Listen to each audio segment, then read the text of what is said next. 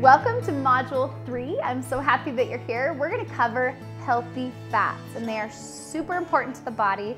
And this is actually a really important module as far as seeing a noticeable difference in your health. But before we get there, I want to congratulate you for making it past month 1 and month 2. Just take it a step at a time. Don't get discouraged if your family doesn't love every meal, if your kids won't try this or that. It's completely normal, and just keep moving forward. You're gonna notice that it starts to become the new normal, eating healthy, real food. So, along with that pep talk, next month is gonna be natural sweeteners. So I'm gonna teach you some ways to still have really yummy treats, but with healthier alternatives. So before we get there, let's cover this month healthy fats. First, let's start off with the ugly, trans fats. I bet you're not surprised that I said the ugly is trans fats. They are so horrible for our bodies. They're health wreckers. And let me tell you why. Trans fats have been proven to significantly increase heart disease by almost 3 times. They can increase your chances of getting cancer because they interfere with the different enzymes that your body needs to fight off cancer. They also decrease immune function. They can complicate diabetes. They also can create problems with reproduction. They've done tons of studies with the correlation between obesity and trans fats. So as you can see, I'm not a huge fan of trans fats. In fact, what a trans fat is they take vegetable oils and they pump in hydrogen to make them solid at room temperature. So they're completely unnatural, and our body doesn't even know what to do with them. And as you can see, that list of different effects from eating them, that's what happens when we eat them. So how do you know if you're eating a trans fat? Look at the ingredient list. If it says partially hydrogenated anywhere in the ingredient list, you know that the product contains trans fats. Product companies can actually label it as trans fat free if there's less than 0.5 serving. If there's less than 0.5 grams per serving.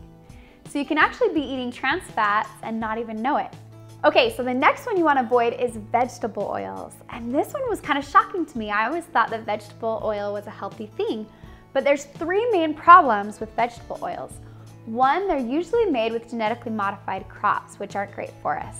The second reason is they are heated to such extreme high heats that it makes the oil go rancid and causes a bunch of free radicals that go in and wreak havoc in our body. The third reason that I'm not a big fan of vegetable oils, and this is the biggest reason, is it throws off that delicate balance of omega-3s and omega-6 fatty acids. A healthy ratio would be 1:1 or 1:4, and they've done studies that we even have 20:1 or 10:1 because we have so much vegetable oil in our diet. We've seen a dramatic decrease in our health when we've started using vegetable oils. And this goes for canola oil, rapeseed oil, all of those different oils. So what do you replace it with? And that is going to teach you some really great healthy fats that are going to nourish your body and give you all those great benefits that I said in the beginning. Let's get right into them. Chia seeds. This tiny seed is a power food. It is packed with nutrition. Has 19 to 23% protein, 3 times more flavanol than blueberries, and that's what helps us fight cancer. It also has, in 2 ounces, more omega-3s than almost 2 pounds of salmon. So if you're suffering from that omega-6, omega-3 deficiency, chia seeds are an awesome way to get back into balance. They also have 6 times more calcium than milk and 2 times more potassium than bananas. Chia seeds are awesome. Another healthy fat is nuts, and I love nuts. They're full of monounsaturated fats, which are super great for your heart. They also are loaded with fiber and protein. I especially love almonds. Almonds can clear up your complexion. They're high in vitamin E. They're also loaded with magnesium, and so those are a great option as well. Another healthy fat is avocados. I could eat these things whole. In fact, when Isaiah was little, we were in the grocery store and he would peel them and eat them like apples, and everybody looked at him like he was nuts. But he has that same love for avocados that I do. Avocados are actually a fruit, And they are up to 70% of healthy fats make up the avocado. Avocados are great for potassium and they give you extended energy. I like to use avocados, I'll mash them up and use them for sandwiches, in wraps, in place of dips to make things creamy, and they can also make really yummy frostings, which is kind of crazy. Another great healthy fat is flax. Flax is extremely high in omega-3 fatty acids. They also can help balance your hormones and actually combat depression. So if you're suffering from depression, flax can be a really great thing for you. They are extremely high in fiber. So flax is great. I like to add them into smoothies. I like to add them into granola, sprinkle them on salads, sprinkle them on different things. So that is flax. But the only little caveat with flax is it's hard for your body to digest it in the whole seed form. So grind them in a coffee grinder or in your blender and then store it in the freezer because it oxidizes pretty fast. But the powder is easier, the flax meal is easier for your body to digest than the whole flax. Or just chew a lot, but I still think it's hard for your body. Okay, so on to another healthy fat. Let's do olive oil next. Olive oil, I think we're all familiar with. One thing to look for with olive oil is cold pressed, and that means that it hasn't been heated to extract the oil from the olive.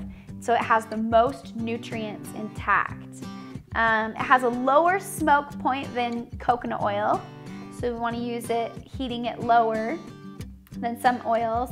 But they've done research and they found that olive oil can help lower inflammation. A great way that I like to use olive oil is sauteing or baking or drizzling it on stuff or making salad dressings with it. It makes those fabulous salad dressings.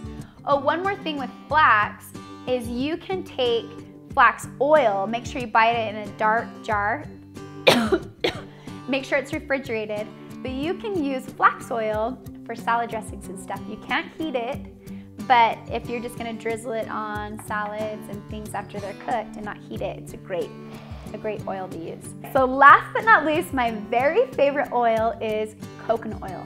Coconut oil is such a powerhouse of nutrition. It's high in lauric acid, which is found in breast milk, and so it supports the immune system. It's also antiparasitic, antifungal, and so it can help if you have yeast infections or parasites. They've done some studies that way. It also is great for eczema on your skin. Rub it on your skin, on your lips. You can even put it in your hair. And then wash it out really well though, because it can saturate your hair pretty good. But if you have frizzy, dry hair, it's a great natural kind of anti-frizzer. Coconut oil also is really great for weight loss, and that sounds nuts because it's a fat. So a lot of people think if I eat fats, I'm gonna get fat, but that is not the case at all. In fact, they did a study with two groups of people. They took one group of people and they switched out all their oils and replaced it with coconut oil, but they didn't do anything different. And then the other group, they just kept living the same way, eating the same way. So at the end of the month, you wanna know what happened? The group that ate coconut oil actually lost on average 2 to 3 pounds, which is nuts. The only thing they changed was their oil. And the reason why is because coconut oil is loaded with medium chain fatty acids. And what they are, they're actually processed in their body different than other fats. They're processed in the body just like a carbohydrate. So they speed up your metabolism and they also give you more energy. So I love, love, love coconut oil. There's lots of ways to use it. You can bake with it. It has a really high smoke point, so you can actually fry stuff in it. You can saute stuff in it. It's really good in sweet stuff as well as savory stuff. And there's 2 different types of coconut oil. There's one that's unrefined and it has that really yummy, awesome taste to it. And the cold pressed unrefined, that's the very best for nutrition. So that's the one loaded with all this stuff. But there's also an unrefined version that's still good for you too, because it doesn't, when it's processed with heat, it doesn't create free radicals because it can withstand high heat. So that also is better for you than a lot of other options. And the benefit to that is it doesn't have any taste. So you can use it in a lot of ways if you don't want the taste. I actually love the taste of it, so I like that in there and I like the extra nutrients. But sometimes if you're gonna bake it and cook in high heats with it anyway, you're gonna destroy some of that anyway, and it's cheaper to buy the unrefined. The last option is butter, and butter has some great qualities to it. It is high in lauric acid, which supports our immune system. So that is our healthy fats. If you want more ways to use them and recipes and things, look for the PDFs below.